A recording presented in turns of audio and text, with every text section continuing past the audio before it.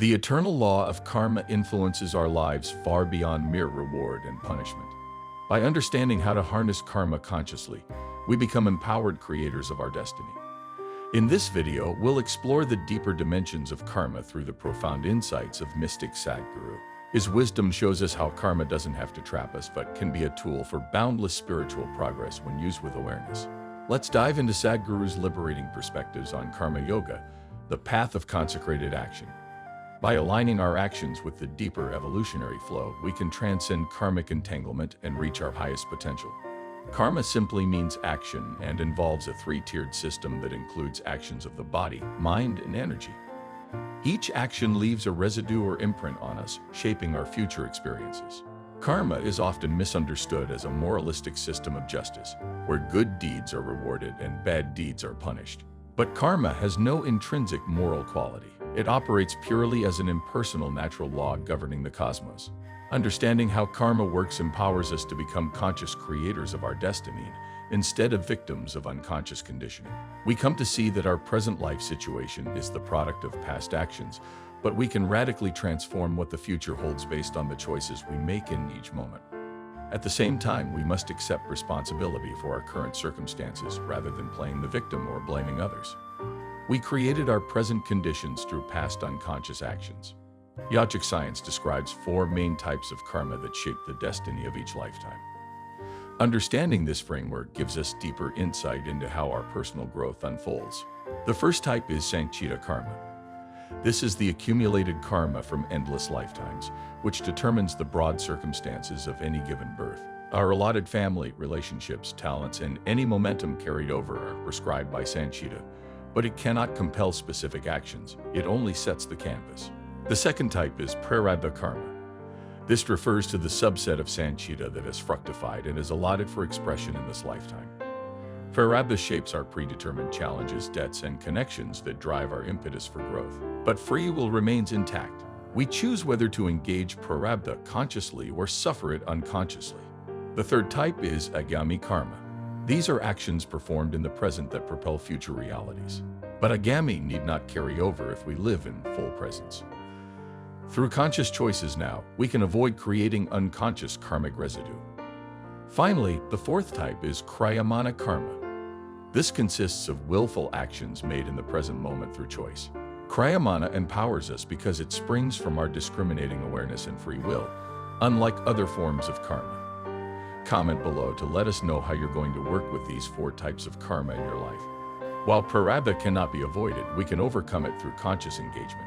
What causes suffering is not the circumstance itself, but our inner resistance and non-acceptance of it. Karma by itself has no intrinsic quality of pain or liberation. It is our response that colors it as either tragic or transformative. Wisdom comes from embracing each challenge as an opportunity for growth, not from unnecessary suffering. We can transcend Prarabdha within this lifetime, leaving no residue that demands future lives to engage. We accomplish this by cheerfully tackling every limitation from a space of inner freedom, instead of just enduring it or lamenting it unconsciously. This burns up stored Sanchita rapidly, limiting its influence. Most crucially, we must harness Kriyamana, our ability to make aware choices in the present moment. This avoids generating ignorant future karma. All bondage is created by unawareness. Conscious living breaks this cycle by aligning every action with the cosmic evolutionary flow. What truly creates karma? It is the cycle of cause and effect perpetuated by memory. Sankalpa, or imagination, is at the root of karmic entanglement, according to yogic science. Sankalpa means that which we desire or intend. Our endless chain of births and rebirths flows entirely from imagination. Every expectation, attachment, fear, or longing is a sankalpa, a possibility seated in memory. Memory provides continuity across lifetimes through unfulfilled desires. When the body dies, these sankalpas, or latent desires, shape the next incarnation as an energetic vortex. So the carrier of karma is memory itself. It creates the idea of individual identity over time, tying us to the results of past actions. In truth, the I has no concrete existence outside the dictates of memory, and karma is the ultimate product of memory. This is why practices like Bhakti Yoga emphasize dissolving egoic identification and attachments, because they are imaginary constructs with no concrete reality. Attachments and identities only control our destiny when we cling to them. In reality, they have no concrete existence. They are just constructs of the mind. Our true nature is the eternal now of pure awareness, undivided by labels or limitations. In this open, spacious consciousness, free of identification, we realize karma is just a passing display with no power to entangle us. The only reality is this timeless wellspring of being, underlying all becoming. The powerful influence of the five elements, earth, water, fire, air, and ether, is pivotal in creating karmic patterns. Elemental memory shapes every human being in the world. Over time, karmic impressions gather in the elements, allowing infinite diversity to be created from just 5 components. Without karmic memory saturating them, the elements could not produce such variety. The elements absorb information and intention, driving the karmic cycle. Cleansing practices like Buddha Shuddhi aim to dissolve these accumulated impressions from the elements, bringing the body and mind into harmony with conscious evolutionary intent. Karmic residues gather not just internally, but also in our interactions with the external world. The body remembers any intimacy, exchanging memory even with inert matter. This imprinting and dissolution happen effortlessly with the elements around us in rhythmic cycles. By consciously aligning with nature's intelligence and cleansing karmic accumulation, we harness the evolutionary momentum of the elements instead of staying trapped in limitation. If you are working on cleansing your karma in this lifetime, give us a like and subscribe. It helps us grow and will continue to help you grow as well. On to the next section. When awareness penetrates deeply, our every action becomes free from karmic consequences. Stored karma from the past can still come to fruition like an arrow already fired, but without identifying with it, no suffering or bondage occurs. At the most fundamental level, the practice of Buddha Shuddhi, purifying the elements within, is immensely powerful in erasing karmic patterns at their root source. Cleansing impressions gathered in the elements liberates us from the deepest core of human bondage.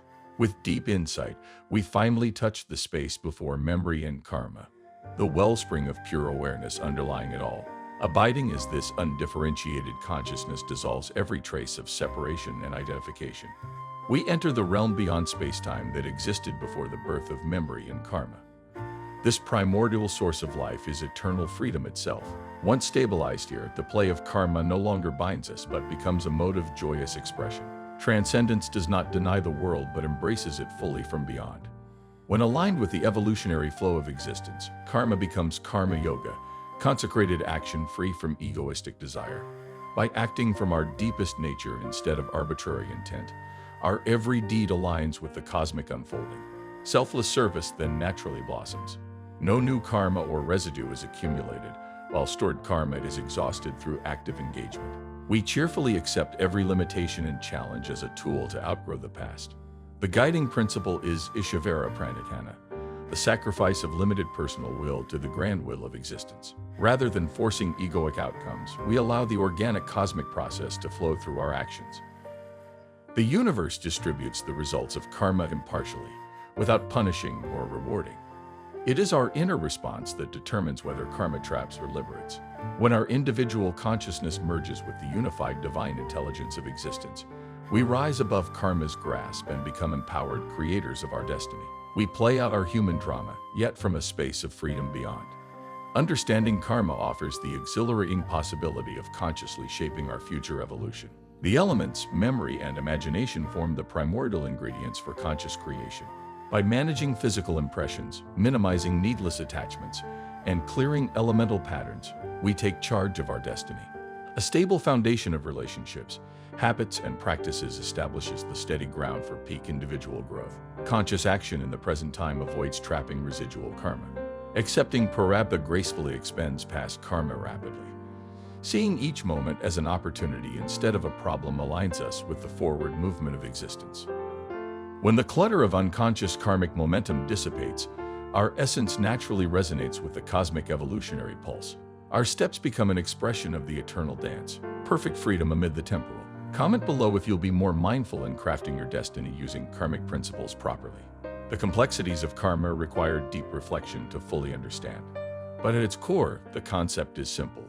Through conscious living, we can transcend karmic bondage and realize our unlimited potential. By understanding the 4 layers of karma, embracing our current challenges, And acting from a place of inner freedom, we become empowered beings crafting our own destinies. Karma is the cosmic weaving of cause and effect, but our true essence exists before karma. The luminous awareness within each of us exists before any action. Realizing this pure, undying consciousness is liberation. We can continue playing our human roles, but from a space free from false identification. When we live as witnesses, unaffected by the drama of life, karma becomes a graceful dance of existence, celebrating our inherent divinity. Cause and effect continue, but we remain anchored in the stillness behind all motion, like the calm eye of a storm.